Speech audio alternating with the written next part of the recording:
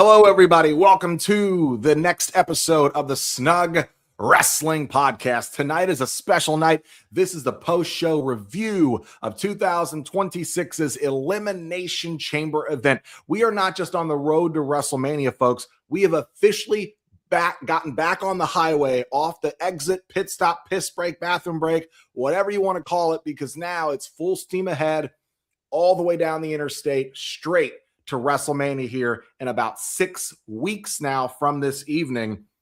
Tonight, I am happy to say, was a great night for WWE. What a PLE, what a show.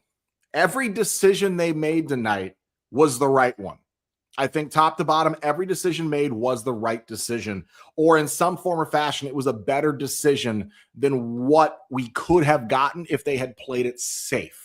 And I'm happy to say that we were pleasantly surprised. I loved everything on this show, minus one thing we'll get into later on. But I am Mr. Blood hosting tonight, and I am joined by this amazing panel of gentlemen, young and crusty. Edgar. And as far as it is concerned, guys, we are going to get into this. But beforehand, without telling or spoiling any of the results, because we're getting into this, just give us the general synopsis of how you felt of the show tonight. But again, I am joined by Toxic Tommy and the head and founder of Snug Wrestling, Edgar. And again, my name is Mr. Blood. So boys, please tell us at least what was your general unspoiler-filled synopsis of the show this evening? The show was all around amazing. My issue is one of the segments and the eliminations as for who and when and by who, just that some of them pissed me off, but I liked the show. The show was amazing. Yeah, I absolutely love the show. Easily one of the biggest things is the fact that a reveal of somebody, not saying what, because there's been multiple things on it, but a man that Snug, you and I have been talking to, I know pretty well. I've seen this guy. You're trying to get this man on the podcast as we speak as well, but I will reveal who that is later on. Kit Wilson? Hell no. Wow, what a fucking intro, Mr. Blood. Thank you. I am very crusty compared to these young bucks over here, fucking Toxic and Tommy. Yeah, I'm right behind you. Yeah, no. But nah, this was a hell of a PLE, man. This show was a lot better than I expected. But some of the stuff that we saw in here was very expected, but it was really fucking entertaining, man. I'm really happy about what we saw, and I'm happy to go over it. I can't wait to get into it, so let's get it.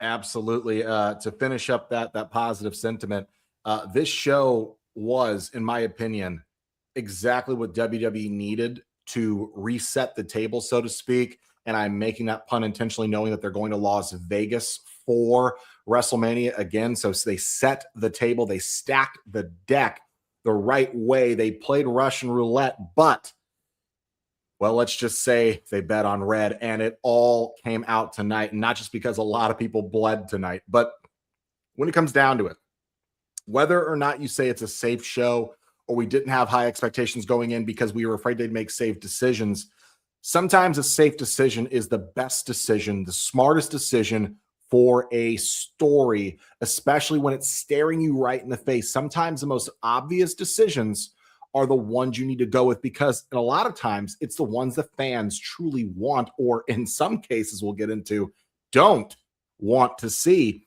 But all in all, I expected this PLE to be massively entertaining. I knew it was going to be entertaining. It's my favorite match type in WWE. I expected to be entertained, whether or not I liked who the winners were going in ahead of time, knowing who was going to win, just, predicting it. I at least knew I'd be entertained, and I was heavily entertained. And that is where we're going to start out with what I thought was, in my opinion, going to go down in history as probably one of the most underrated women's chambers matches in history. And I know I'm just saying that, as recency bias. This show just went off air, and this match aired 3.5 hours ago or more, but I can already feel how underrated this chamber is going to be. We had an amazing lineup here. We had, let's see, Asuka, Raquel, Alexa, Kiana James, Tiffany Stratton, Rhea Ripley. I mean, this was such a full match of talented women. With what I loved about this, especially getting Kiana James in there, in my opinion, was great. Getting some shine on these call-ups, proving to these fans that WWE is not just going to throw these call-ups to the wayside anymore. They're actually going to invest time in them. And we've seen that on this Monday night and Friday night SmackDown roster of them really putting this new talent, this last current generation over like Rover in the last 6 months, man. Let's get into this. So the match was awesome. A lot of great spots. I never thought I'd say this. Raquel Rodriguez, MVP of this match. I mean, ragdoll and Rhea like viciously across the cage. Then she did it to freaking Kiana James. She did it to Asuka. She was beating the brakes off. This woman eliminated 2 people at once. How often can you say that? She came out looking like a monster. I thought it would be worse if Rhea Ripley was number 6 for everybody involved, because God save you if she's fresh as fuck and comes out last. But there's a reason when Rhea Ripley was a heel, folks. Raquel Rodriguez was the one woman she was afraid of. Back when Raquel was Raquel Rodriguez. And let's just go through this. Asuka eliminates Alexa after misting her in the face. Then after that, we get a double elimination of Asuka and Kiana James by Raquel Rodriguez, where Raquel, Tiana bombed Asuka hard and stiff as fuck on Kiana James for a double stack pin. Then Tiffy, with a little help from Rhea Ripley, eliminated Raquel Rodriguez with the prettiest moonsault. And by then, some point around here, Tiffy gets busted open from her nose hard.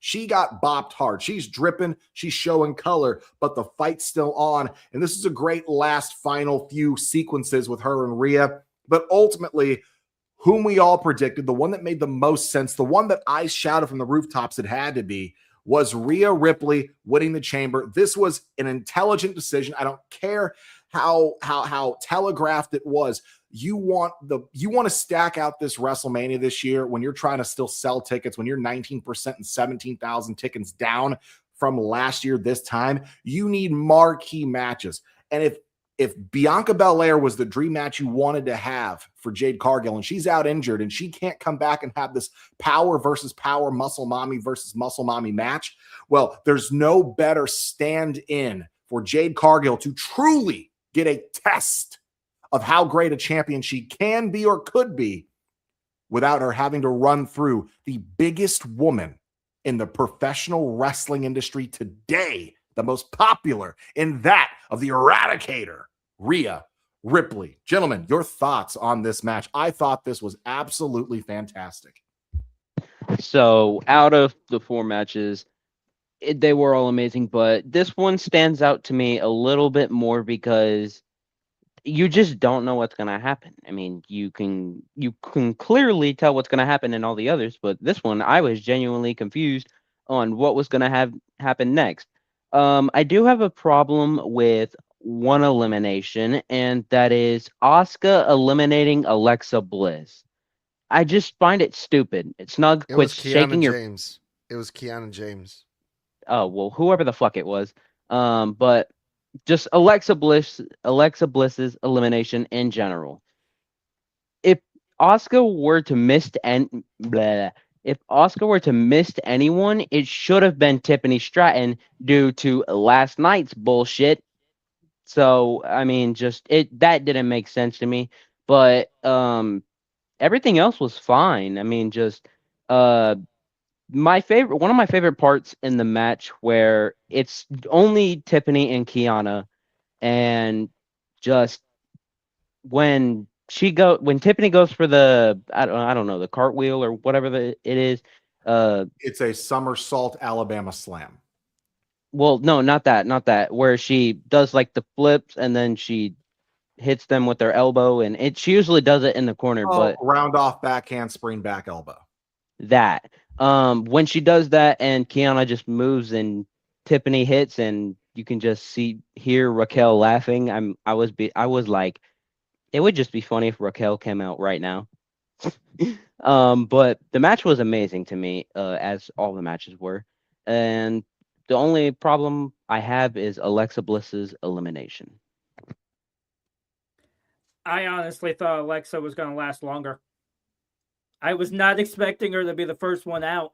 In fact, the one that I thought was going to be the first one out was Kiana James. That's who I thought originally.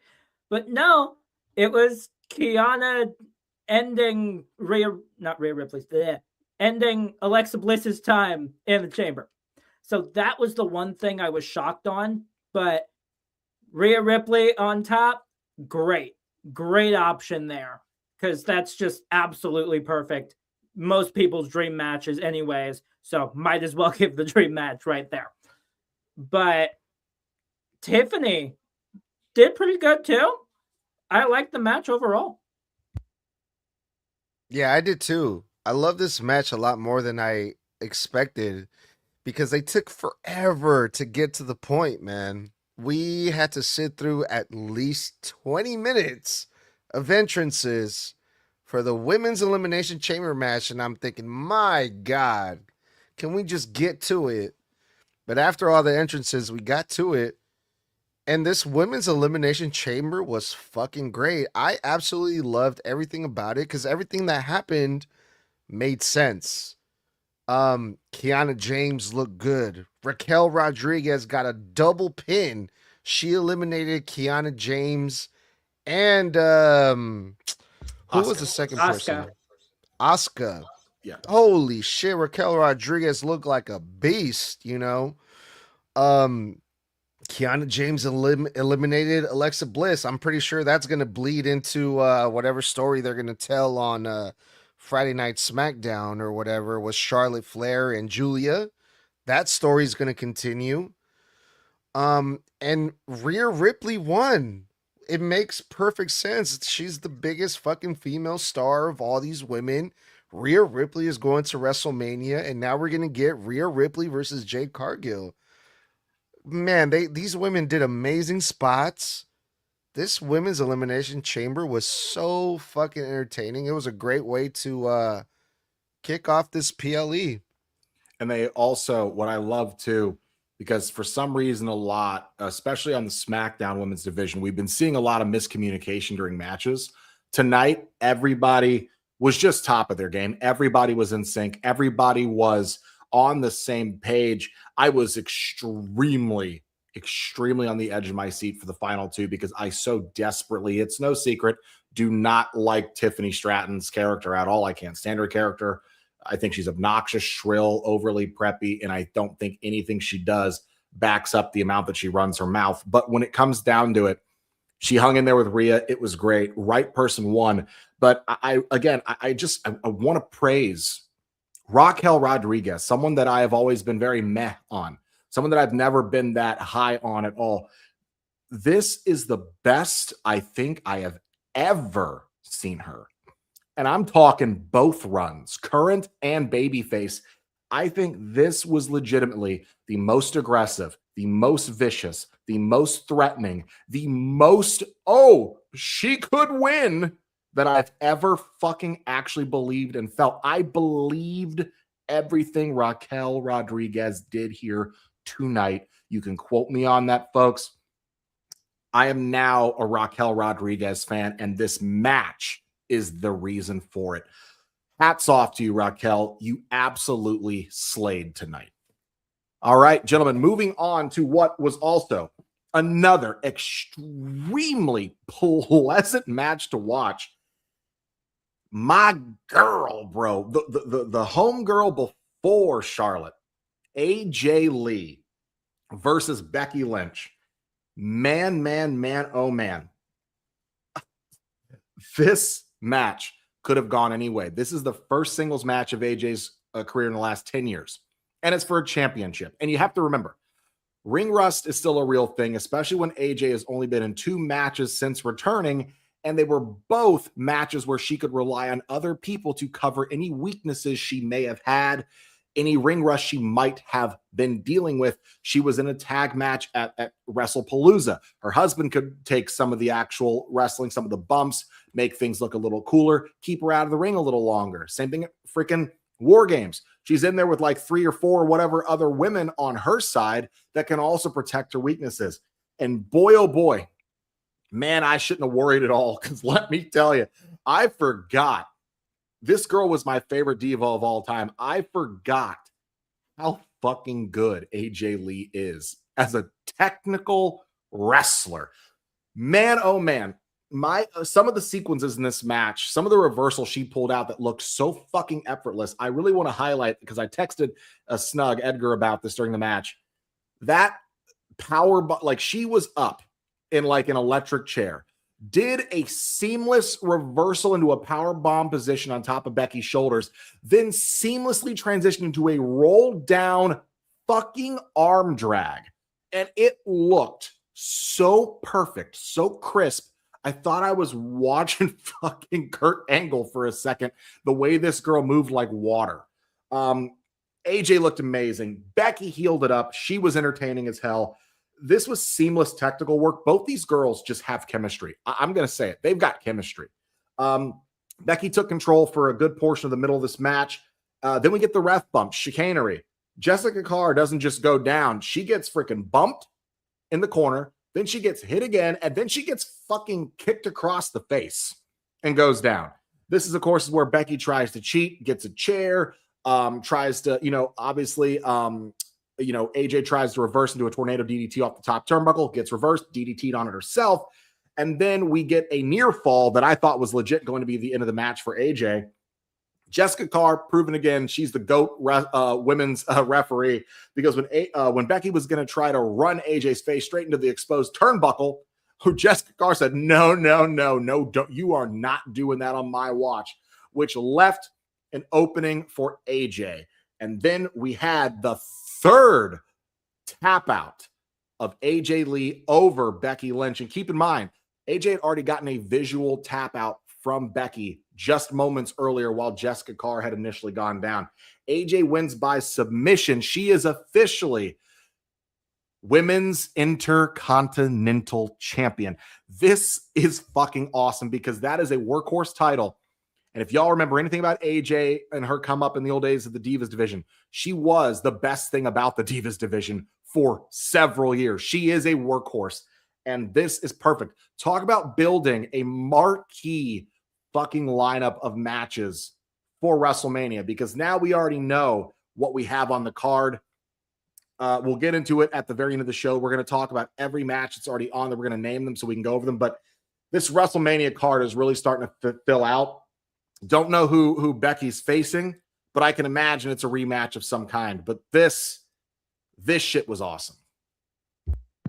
Yeah, I mean, complete and utter banger. The same way about the Elimination Chamber. I was like, what is AJ going to do? Or what is Becky going to do? Because at some parts it felt like that both of them were helpless on where they were in the position in the match. But I am so happy that AJ Lee won, because I am getting fucking bored of Becky Lynch with the Women's Intercontinental Championship.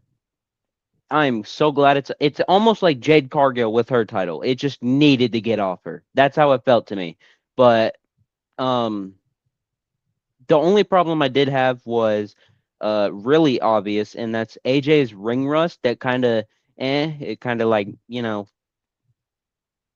don't even know the word for it, but I'm just happy that AJ won, and the match was okay, but it was still good. Well, surprise, surprise to absolutely no one. I'm looking at it right now, boys. Becky Lynch is already complaining. She made an entire tweet just screaming, "Car!" on Twitter. And then the next post is, "I am calling the biggest and baddest lawyer on the planet. The bull rhino is about to be unleashed. This is not over. I hate Chicago. So Becky Lynch is already complaining and saying that Jessica Carr rigged the damn match. Imagine getting mad at someone that you kicked square in the back of their fucking dome. Yeah. But this match, I absolutely loved it. I am so happy that AJ Lee is now Women's Intercontinental Champion simply because of the fact that I said this when we did our predictions. Imagine how big that's going to be for the title itself, having a multi Divas champion holding that title. Imagine how big that's going to be for the Women's Intercontinental title. So this is going to be massive, and I cannot wait to see who she faces. I cannot stand Becky Lynch for the life of me. However, this match was fucking great from the beginning. From before this match even started, when I saw Jessica Carr was going to be the referee, I was automatically sold on this. I was like, this is going to be fucking good. Jessica Carr is the referee. We're going to see some crazy shit go down right now. But man, this is like, it goes back to everything that I complain about, right? This match right here, one-on-one, two big stars. No matter how much I hate Becky Lynch and I can't stand her, she's a star. Becky Lynch is a star. AJ Lee is a star. They're in Chicago. Babyface versus heel, one-on-one for the Women's Intercontinental Championship. And they had a fucking wrestling match, these two women. AJ Lee, man, she looked great tonight. She didn't miss a fucking step. This was so refreshing, bro. This was so good. They got great chemistry. There were shenanigans. Jessica Carr got taken out, but also I really like the little things where Jessica Carr got hit, but she didn't fucking just pass out like every other referee after they take the smallest bump. The referee gets taken out after like 10 minutes. No. Jessica Carr got hit, but she still stayed in the match. And man, this was so good. This was so entertaining. AJ Lee won. We got a new Women's Intercontinental Champion. Becky Lynch, was it a tap out? It was a tap out, right? She hit the Black Widow. The Black Widow. AJ Lee is going to WrestleMania.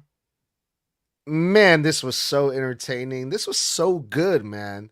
It was so refreshing. What a great fucking women's wrestling match this was. It's one of those comeback matches that you're actually satisfied completely when it's over. You're like, it wasn't just some glory chase. It wasn't just some, oh, they just gave it to her and she didn't earn it. No, she had two visual tap outs on this woman within the last 6 months. She had tapped this fucking Intercontinental Champion in Becky Lynch out 2 other times in match and 2 other times outside of matches. She had Becky's number. And I'm sorry, but old wrestling goes, if you pin or submit a champion at any point in time, even outside of a one-on-one or a championship match with them, you get bumped to the front of the line because you've proven already you have their number. So wrestling logic dictates you're next in line. So this wasn't just forced down the throat. This was earned from the last 6 months ago in August.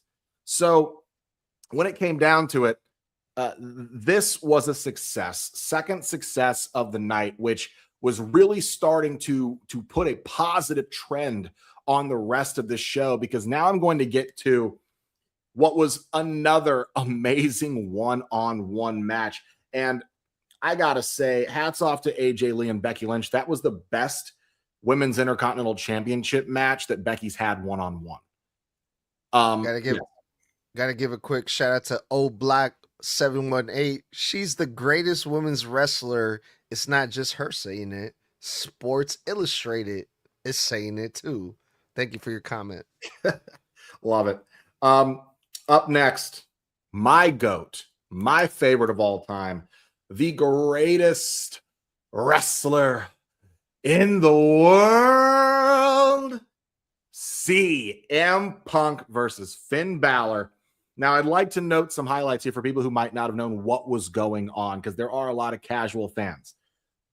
Ray Clay, a famous former announcer of the NBA, announced Punk initially coming from the back locker room. Now, he was an announcer of the Chicago Bulls.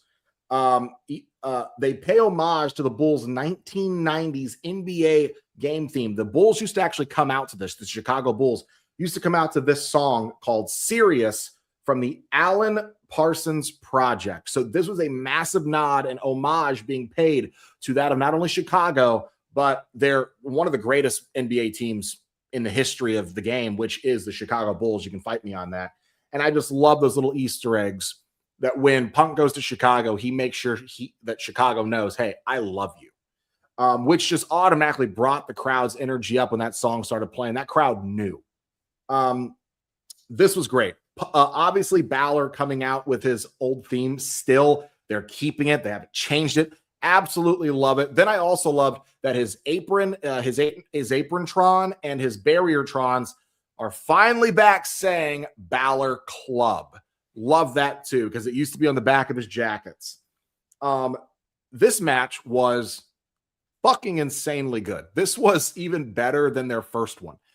These guys, again, chemistry. They just work so well. Punk having to really fight an uphill battle here, because the biggest challenge for Punk in this match was the game of stamina. Finn Bálor is a cardio motherfucking machine. And he is only 2 years younger than CM Punk. And he has got the cardio of a 25-year-old. Punk was having to fight through constantly, because anything Punk did, there was Bálor to reverse it. Multiple sling blades, multiple neck-breaking elbows, coup de grace, you name it, shotgun drop kicks, not once but twice. Punk gets busted open by the mouth, and just that awesome visual of the blood pouring through his teeth while he's on his knees and just covered in sweat, beaten, and red marks cut on his forehead, over his nose, and he's got a mouthful of blood and just I love that about Punk. He just makes it feel so gritty, so visceral. And the ending of this match felt gritty. It felt visceral. We get a shotgun drop kick on Punk through the barricade. We get this awesome visual of just Bálor standing up. Immediately, all of his body posture goes straight to the World Heavyweight Championship. And he just God, the guy is in his mid-40s, and he looks like the shit they fucking cut marble stone out of. And he just looks at the championship, looks at Punk, and you just see his veins, his muscles contorting, the rage in his neck, the veins popping. He's got to get Punk back in. Now he realizes this is urgent. This isn't just a match. This is my last fucking chance. Gets him in. They have a great back and forth. After that awesome GTS, by the way, where he gets out of the ring, that's what led to all of this. But Punk finally gets him on the ground, and this is where the gritty, visceral part. Punk grabs his arm and just keeps stomping on his head over and over and over and over and over and over again. Finally picking him up to slump their exhausted, broken bodies up against each other, shoulder to shoulder. Punk lifts him up. One final GTS. 1, 2, 3. The Second City Saint, Chicago's own, the best in the world, retains and is going to WrestleMania against Roman Reigns. And the final moments, a great show of respect between both competitors, a real handshake, no chicanery. Finn proved that he could go the distance on his own, even if he came up short. He proved that he didn't need them to take Punk to his limit. And then, of course, Punk joined in the ring afterwards by his newly crowned Intercontinental Championship wife, AJ Lee. They share a great moment. It was feel good. What a great fucking match. What a great ending. And now I'm really hoping that Bálor gets to stay in this position moving forward, and that he's getting a baby face run coming out of the breakup of the Judgment Day. No complaints about this match. This match was everything I thought it was going to be. Absolute banger compared to their first match, even though their first match was also a banger. But just the fact that both of their matches took place on, one of them was in home turf and one of them was in enemy turf, that just, I don't know, it did something for the match that, don't mind that. That's my sister's dog. But just the match was amazing. I loved it. And just, god damn, they need to go again. Yeah, I would not mind if this became a 5-match series. I seriously would not mind, because these 2 matches alone have been absolutely phenomenal. No pun intended because of AJ Styles, but still, those matches were absolutely phenomenal. And this one, I honestly say they were slightly better than their last one. Like, it's that damn good that these things are pretty damn close for me. So I would not mind these 2 going 5 rounds. I really wouldn't, because they are just that damn good together.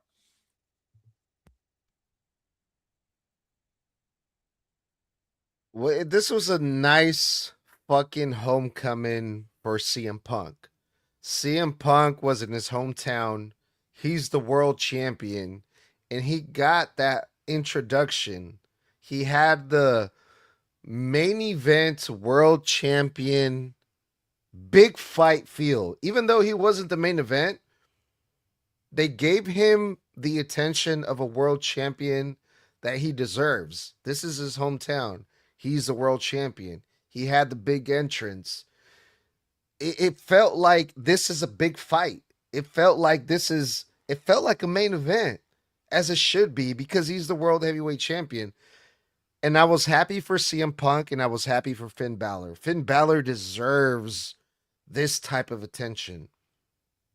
And it was the little things in this match that I really loved, man. They had a great wrestling match. CM Punk was being CM Punk. He started fighting dirty a little bit throughout the match, which was lovely, you know. But then I also noticed, like, you know, CM Punk got busted open, right? Finn Bálor hit the coup de grace on CM Punk. Finn Bálor got blood on his shoes.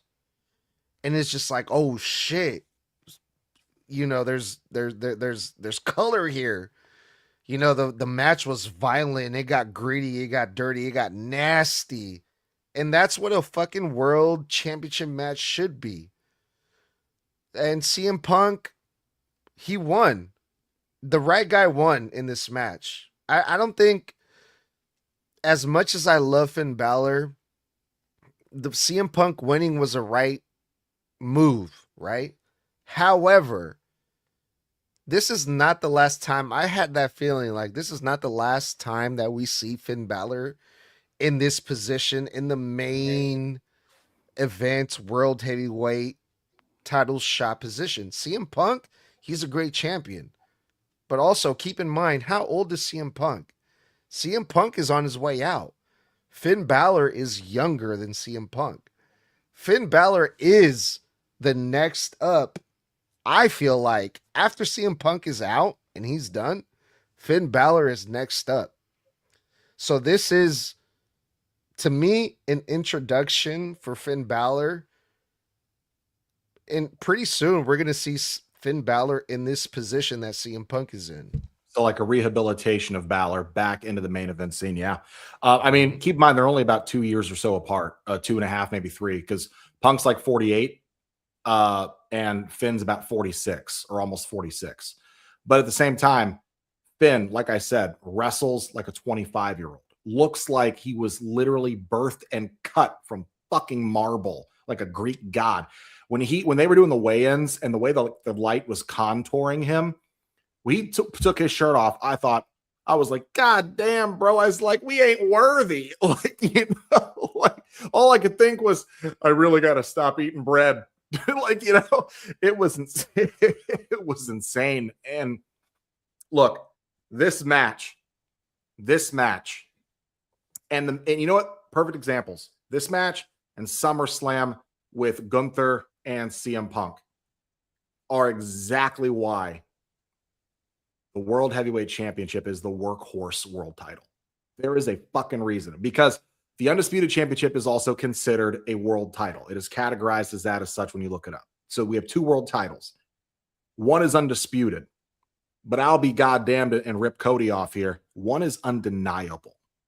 And that is the fucking World Heavyweight Championship. This was a workhorse match. These dudes beat the fucking piss out of each other. And it was, in my opinion, fuck everybody else, I can't see this being lower than 4.5 stars. I just can't. And I could have watched another 8 minutes of it because it was that good. But again, hats off. Third positive, just incredible step of the night leading into the road to WrestleMania. But now, unfortunately, we're going to get into the lowest of the low, the only miss of the night, the worst thing to come out of this motherfucking PLE, the dumbest shit of the dumb that I had already ranted about earlier on Monday Night Raw and said was the dumbest of the dumb. The mystery box reveal. This was no fanfare going in. It was just, hey, lights go out, Nick Aldis, Adam Pearce on the stage.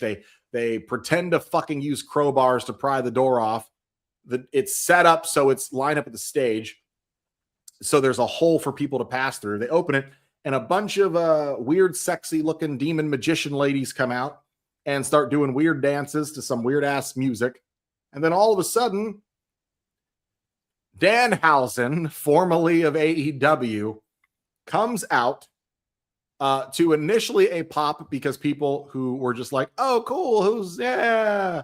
And then the fanfare stopped immediately as he made his way down, making weird gestures, dancing, or whatever the fuck he was doing. Does something weird, hands Michael Cole teeth or something on commentary. And the whole time I'm thinking, great, another goofy ass comedy gimmick, when I thought that we were trying to move away from these WWE and become a more athletically centered pro wrestling company. And I know that comedy gimmicks are pro wrestling, but this is 2026 where this shit is just seen as fucking cringe. So park it in NXT or AAA with Mr. Iguana where it belongs. And then it ends, the lights go out, and this is how you know something is dead on arrival. As soon as it was over, the crowd booed the shit out of it. What a metric to go by to know on debut whether something works or not. And the crowd told them, this is fucking stupid. It was a waste of time, a waste of a month of TV time, backstage segments, writing, and energy spent on this. Because basically what this was, hey, we know you guys really want us to debut someone secret from the rival company AEW. We really know you want someone who comes out with the lights down and kind of gets your attention no matter what he does. Oh no, not Chris Jericho. Sorry, Danhausen. And that's what this was. It was literally the most second choice debuts I think I've seen in a long fucking time. It was embarrassing. It was annoying, and it wasn't Danhausen's fault. He's in character. Danhausen's doing what Danhausen does.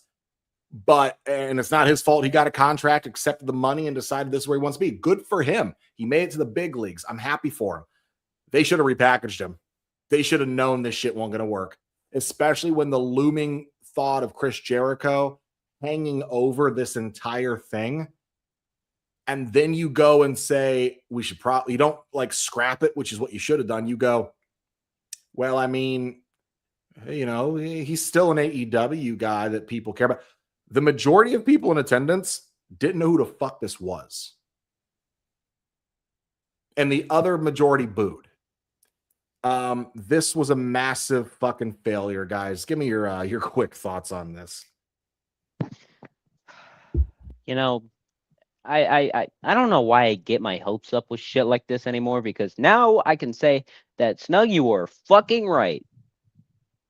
This was bull shit as fuck. I mean, I was out with that motherfucker right there, my sister's dog, while he was going to the bathroom, thinking, you know, it would actually be such an amazing pop if it was Jericho. And then I was thinking, oh wait, hold on, Snug, if correct me if I'm wrong on this, but I don't think Edge has appeared in AEW for a while, but he might still be under contract, and they could be like, hey, let's just seal the deal. Let's just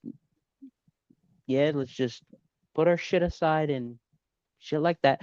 But no, they get this someone that I don't even know who the fuck this is because I don't watch AEW.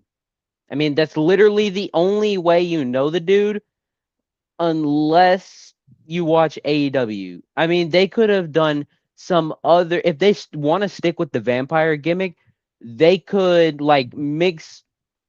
I don't know, like Undertaker and Kane. Like they could mix the vibes from them two, but just this is some AAA shit if I've ever seen it. No, this is what I said it was on Monday, my friend.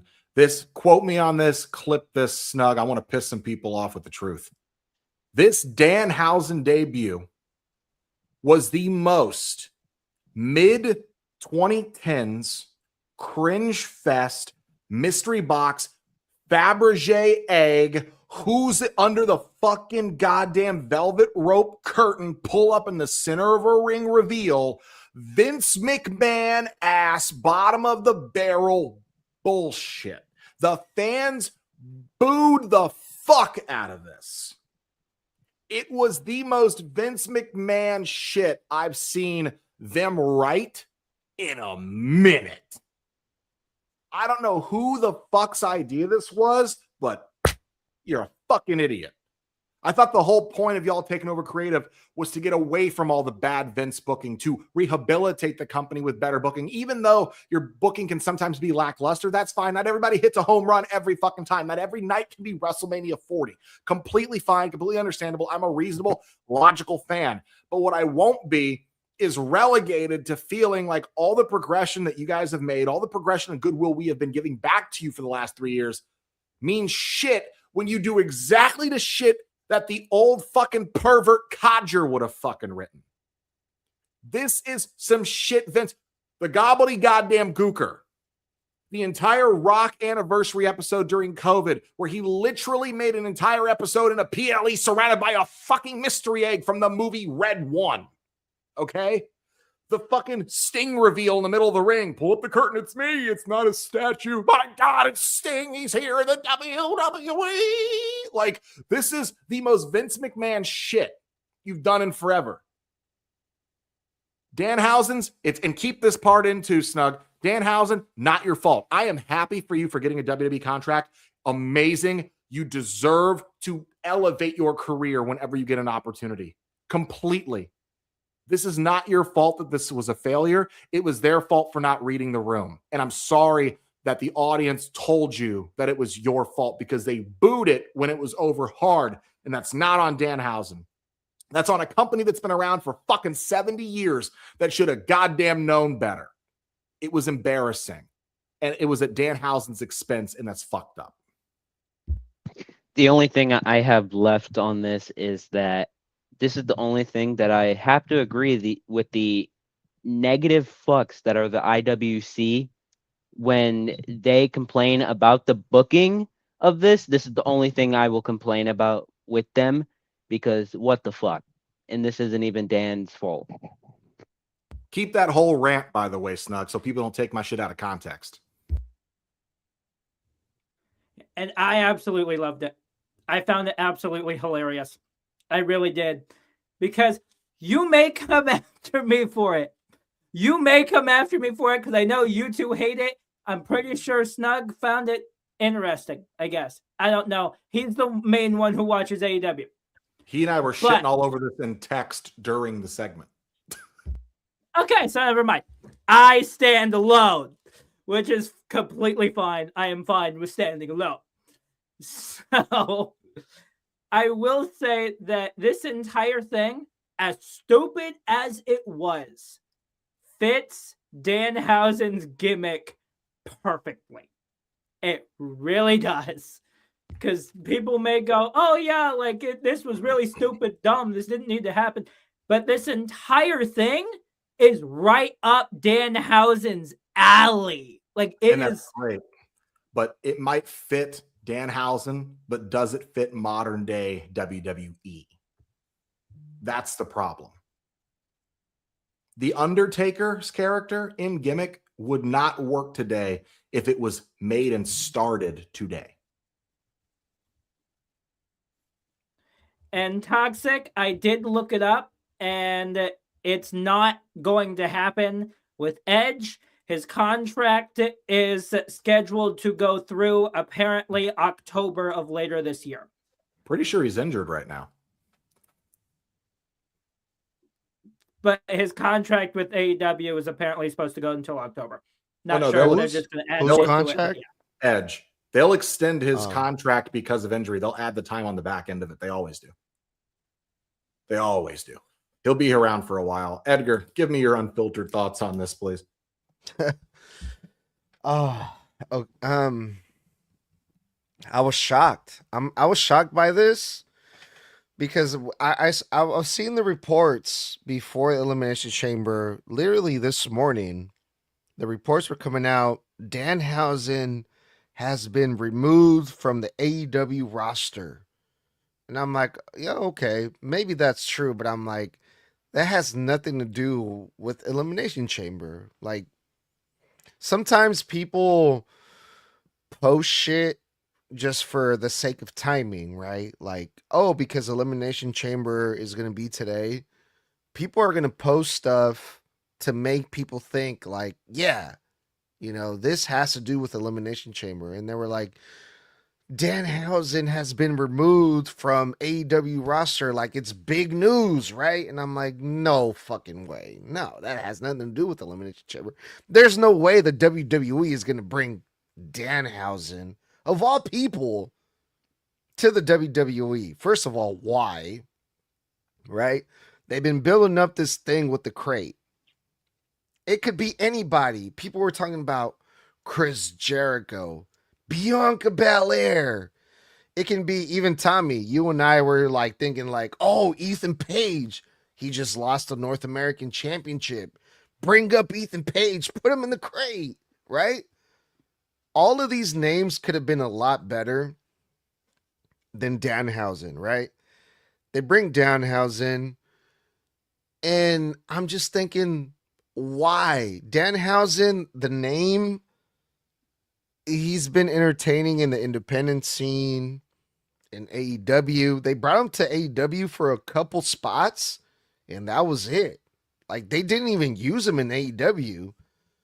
So I'm like, why would they bring him to the WWE other than merch and sales and, you know, selling goofy fucking gimmicks or whatever?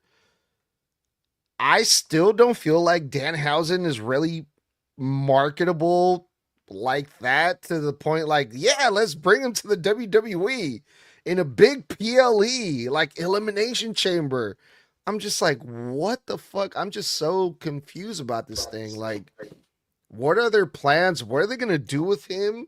What is the point of all of this? I don't get it. His gimmick is really only marketable to smaller children because, and I mean smaller because today's day and age kid, like you got 7-year-olds with fucking smartphones that don't play with action figures and toys anymore. They're on Fortnite. They're gaming on PlayStation 5 and on PC at like 6 years old, 7 years old now. These kids are grown up more because the internet raises them. So they have more knowledge. They have more maturity. They're more aware of more adult things they shouldn't be. So their maturity level is like 3-4 years above what it should be mentally. So when you look at this Danhausen crap, this shit is so low brow even for them. But even then, Blood, like you saw the reaction from the crowd. I know who Danhausen is because I watch AEW.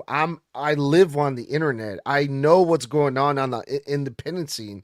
But these fans in Chicago, they're just like, half of them are like, who the fuck is this?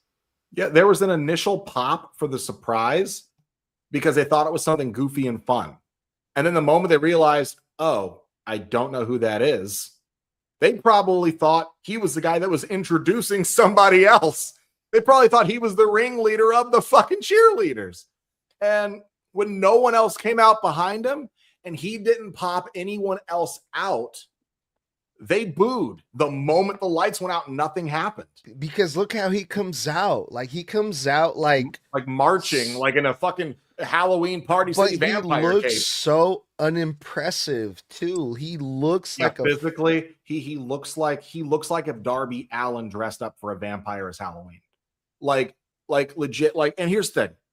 I don't want to fully show this because if you want to like this, like Tommy, nothing wrong with you enjoying something, even if other people don't. Completely fine. I grew up a comic nerd. I grew up before comic books were cool. I used to get bullied for enjoying comic books, and then I'd adolescent MJ beat the fuck out some bullies because I didn't get bullied. I bullied the bullies. But when it came down to it, I used to really have to fight for my right to enjoy anime, to enjoy comic books, and specifically, I really had to fight for my love of professional wrestling in school because it's when after the PG era started, when I started hitting middle school, high school, where it was not cool anymore to be a wrestling fan because PG era WWE fit that stuff like Danhausen would have thrived in with Santino Marella 15, 16 years ago was not something that the mainstream audience wanted. They did not enjoy. They thought it was stupid. It was cringe. So it sure as shit don't work now when you've got on the roster Jacob Fatu, a vicious fucking Drew McIntyre, fucking bloodied up matches with fucking CM Punk and goddamn Finn Bálor, and women now on the roster wrestling with half busted open noses like Tiffany Stratton. That shit don't have its place really, at least in the main roster nowadays. You want to put that over on AAA, NXT, fine. But I hope to God he's not just skipping the line straight to the main roster. I think that's where he's going. Fuck everybody else. I think I think that's where he's going. He fits in AAA, bro. That's where he's going. Like I hope he doesn't so. fit anywhere else, bro. They should have debuted him there. Then, like, what the fuck was the point of the crate?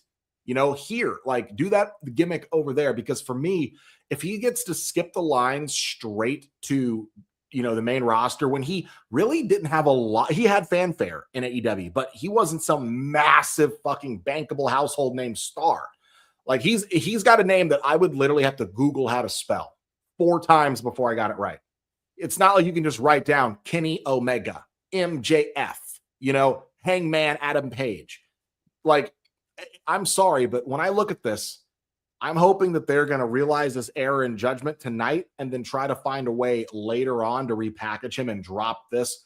Or if you want to keep him Danhausen, fine. Make him serious. No, that's a AAA gimmick, bro. That has to be. I hope so, bro. But let's move on, guys. Let's move on. All right. And we're moving on, by the way, to now that we've gotten the negativity out for 15 minutes, let's move on to some really great positives here. The main event, the men's elimination chamber match. Now, there is one gripe I have about this that me and Snug talked about in text. I'm on Eastern time, folks. So the first entrant, Trick Williams, comes out on my TV at 9:14. His entrance starts. Cody Rhodes' entrance and the bell rings at 9:33. It was almost 20 fucking minutes of entrances where the first 2 or 3 guys all had to, have a dick measuring contest of who could climb the highest and get the fans to react the most. You got Logan Paul, who doesn't give a shit, doesn't care, but they all decide, I'm going to go pod to pod to pod and try to size you up through fucking Lexan. And the whole time I'm just like, get in your fucking pod so the match can start. Randy comes out with the slowest entrance in wrestling history next to The Undertaker. And I even text Doug and said, thank God The Undertaker's not in this match. We'd be here all night. He then pretends to start climbing the cage, trolls the fans, then poses, walks around a little bit more, finally gets in his cage. Then Snug texts me, I'm going to make a drink, bro. I said, you might as well. You got 2 fucking entrances left. You might as well go to the grocery store. Then we get Javon Evans, who comes out. I'm thinking, oh, thank God, the quick guy. He'll be quick. Starts climbing all the way to the top of the cage from the outside of the Elimination Chamber. And I'm like, for fuck's sakes. He hops down, gets in the ring, sizes up everybody again. All right, I'm like, okay, all right, cool. We're done, right? Then he climbs up to get on Randy's pod. Then he climbs up to get on Logan's pod. And I was like, for fuck's sakes, get in the ring. And then finally, wrestling has more than one royal family. I was like, Cody, please. And this motherfucker does his full entrance, gets in, And I think for the first time ever, I could say Cody Rhodes had the shortest entrance in a match. He actually got down to business. Fuck. Anyway. Oh, and the ring announcer, I had to write this down. This guy who's fresh off the fucking, turnip truck calls Javon Evans, Javon Williams. And then fucking Michael Cole is like laughing, corpsing on commentary. He goes, Javon Evans. Anyway, let's get into this. This match was awesome. It was great. A lot of stuff. Logan Paul, man, they were really trying to make you believe Logan Paul was going to win this bitch. All right, Logan Paul eliminated Javon Evans off of, I want to believe it was Trick Williams. It was off of the pulverizer. Oh, off the pulverizer. Okay, that's right. Then Logan also eliminates LA via a random low blow out of nowhere. There was also a botch from LA where he tried to go up for his megastar elbow and he slipped off the top on accident, recovered, tried to do it good. He also hit an amazing BFT in this match on Javon Evans right on top of a pod, which was awesome. But he gets low blowed out of nowhere by Logan, and that automatically gets rolled up. Logan Paul also eliminated Trick Williams, kind of out of nowhere as well. I want to say that was off a Crossroads. Then he threw Cody out of nowhere and eliminated him. And then when we think stuff's breaking down, all that's left is Logan Paul, Cody Rhodes, and Randy Orton. And I'm starting to feel my chest tighten like they're going to put it on Cody. And I'd like to remind you, even though I had no problem with Cody losing because it still fits the story of him and Jacob and Drew, the crowd was very against Cody winning. They were booing him, chanting, "Fuck you, Cody." Maybe that heel turn's not such a bad idea, Cody. And but this is where I said that WWE could have played it safe tonight, and instead they made all of the right decisions, minus Danhausen, because Randy Orton won this match. But let's get into how he won this match. It starts off with finally Logan Paul standing there. Cody and Randy both down on opposite sides. Randy's on the outside. Cody's on the inside in the corner. And all of a sudden, out of nowhere, we get a masked man running through the side of the ring, tries to get in, gets hauled off by the fucking security. Okay, it's revealed he's another random. Now, we know from the wrestling news that the guy from last night on SmackDown was actually one of Seth Rollins' trainees from his own wrestling school in Iowa. As was this guy. I'm assuming these were two of his students because there are already up north there in Illinois. It's not too far to go from, Davenport, Iowa. Now, when it came down to it, this is where it breaks down. Trick Williams has yet to been moved from the steps. He's selling his damage. They leave this fucking chamber door wide open.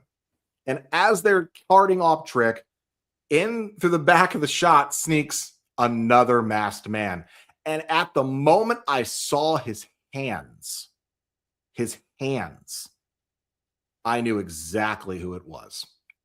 This person comes in, gut kick, drop to the knees on Logan, stomp, allows the pin fall elimination of Logan Paul, back up, reveal Seth fucking Rollins to fucking Heyman on the outside and damn near blowing out the speakers, screaming no so loud it was actually blowing the speakers by the stadium or by the ring out.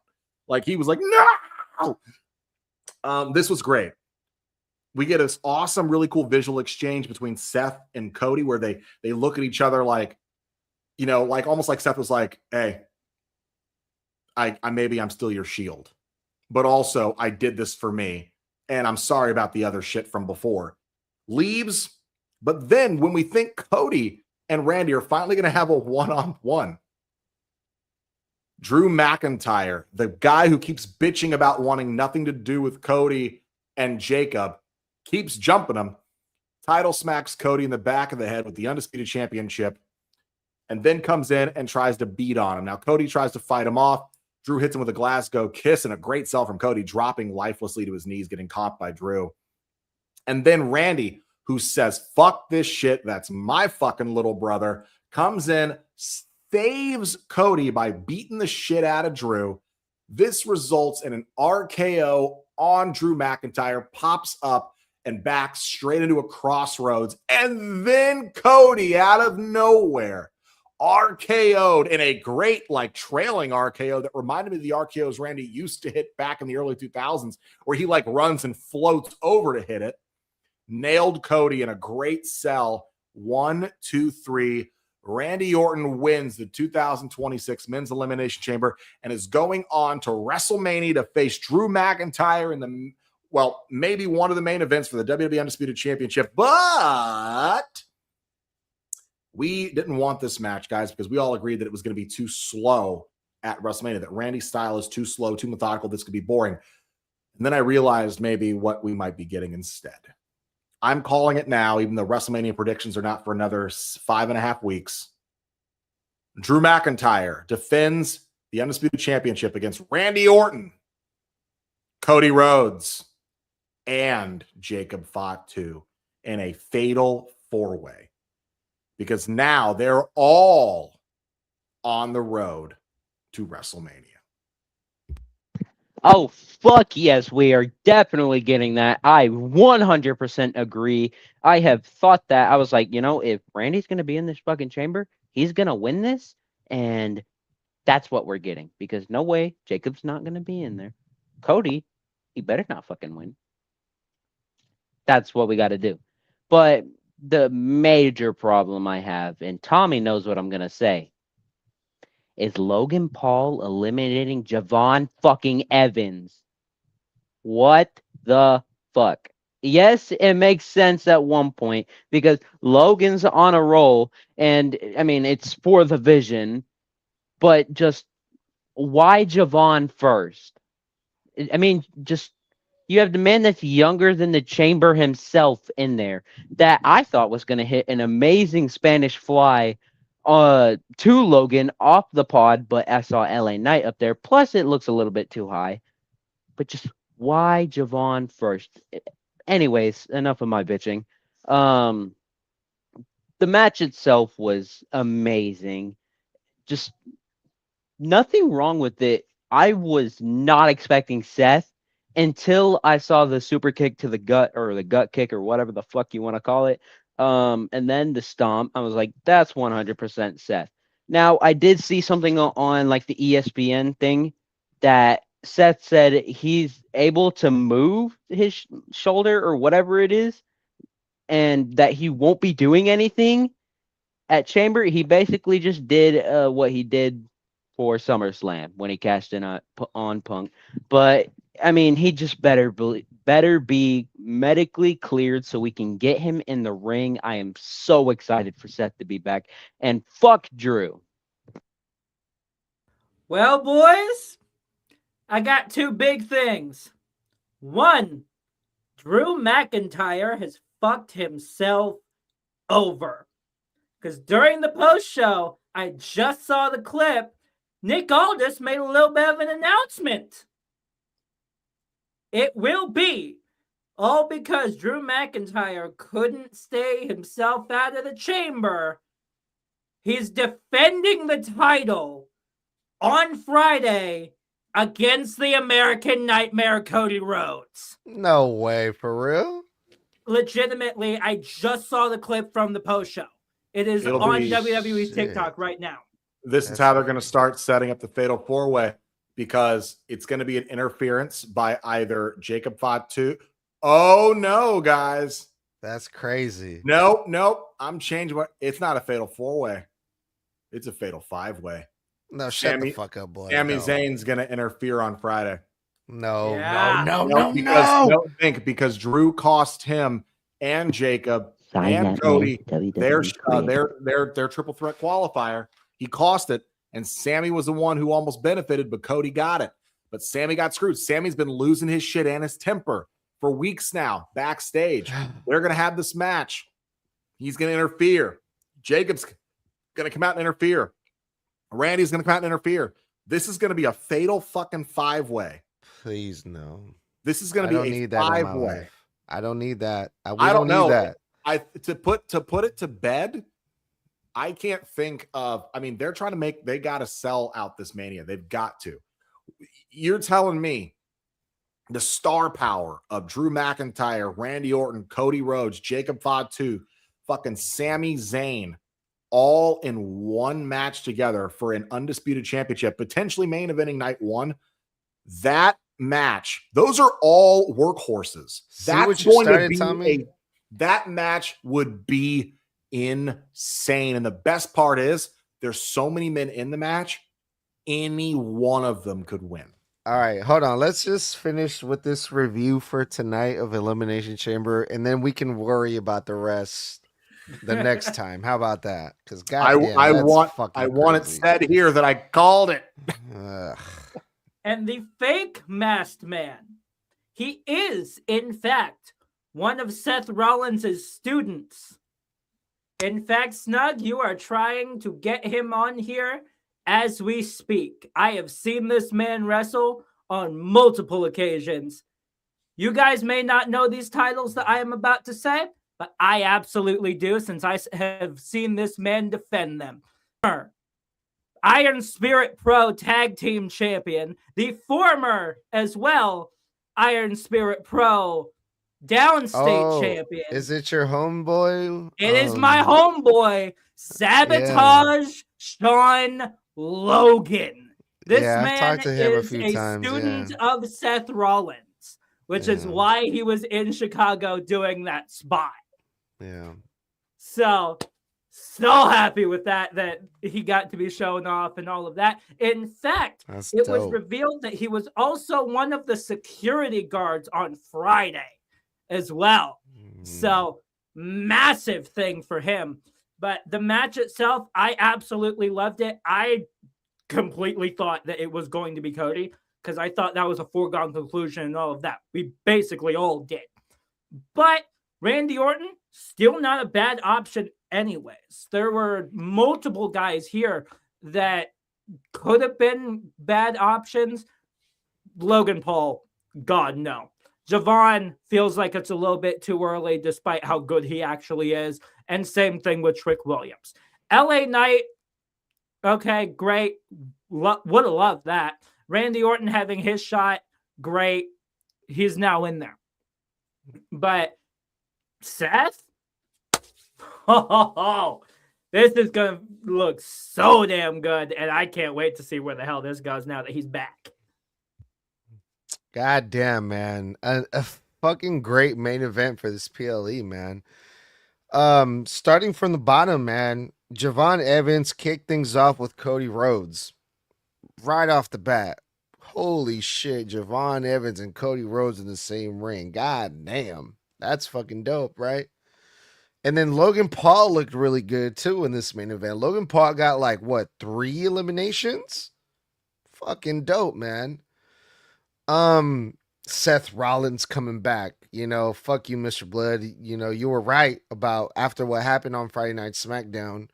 The masked man came back, then I thought that was going to be the end of it. Oh, it was just some random guy and they unmasked him and that's going to be done with. But no, it was Seth fucking Rollins. He came back and he cost Logan Paul the Elimination Chamber. So that's the start of another storyline right there. But that's not the only one too. Randy Orton won the Elimination Chamber. He's going to Mania. But look at how Randy Orton won. Drew McIntyre got involved and attacked Cody Rhodes. Randy Orton took advantage of a weakened Cody Rhodes. So that's going to piss off Cody. That's the beginning of another storyline between Cody Rhodes and Randy Orton. Cody Rhodes is not going to take that lightly. So it was a great finish. It was a main event full of gaga and entertaining stuff, man.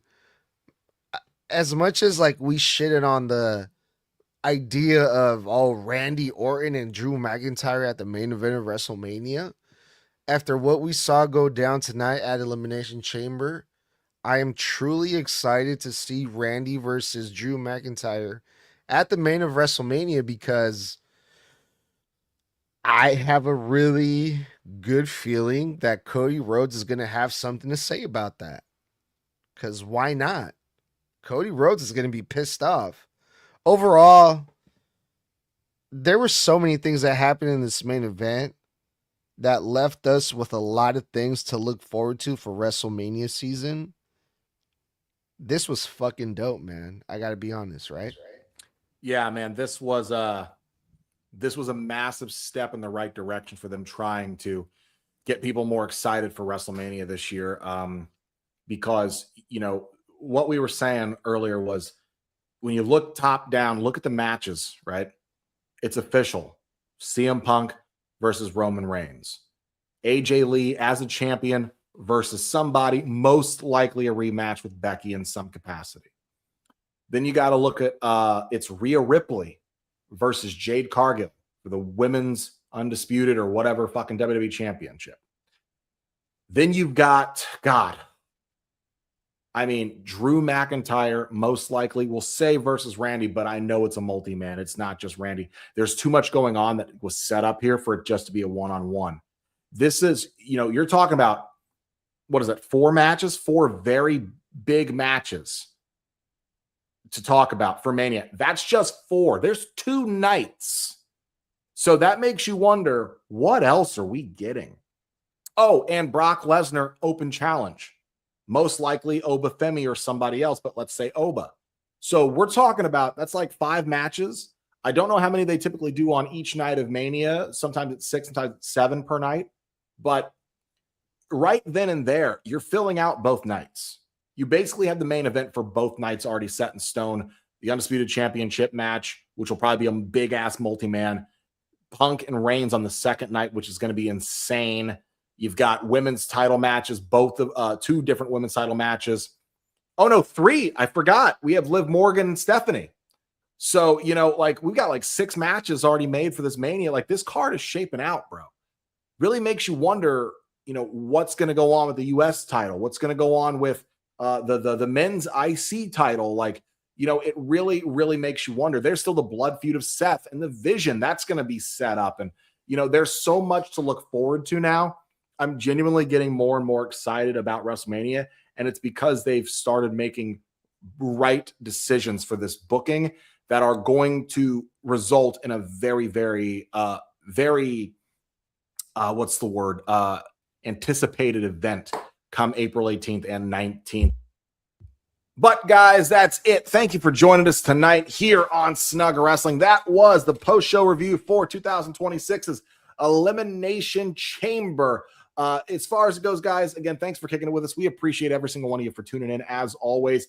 If you like hanging out with us, don't forget we're live on YouTube, Instagram, and Facebook Live every Monday, Wednesday, and Friday after Raw, NXT, and SmackDown go off the air, respectively, for live post-show reviews. And for bonus content, you can check out all of our social media, every single show, segment to segment, for live reaction content as well. And join us on Thursday nights on TikTok Live for 1 hour. Myself, Mr. Blood, and the leader, the head of Snug Wrestling, Edgar, go one-on-one for random or relevant wrestling topics, and we'll also be answering your fan questions live. Of course, if you miss our shows during the actual live streams while they're happening, you can always follow us on Apple and Spotify and catch up on our massive library of Snug Wrestling, and support the podcast by heading over to tpublic.com/Snug Wrestling, where you can pick up your Snug Wrestling merchandise with over 100+ different designs created by us that go on tons of different apparel, goodies, bags, phone cases, magnets, your mama's ass, and more, especially your mama's ass. But when it comes down to it, guys, that is 2026, an amazing show, Elimination Chamber, in the books. And that was one time for the one-time boys. I said that was 4 letters. 4 letters. 1 word. 1 word. Uh-huh.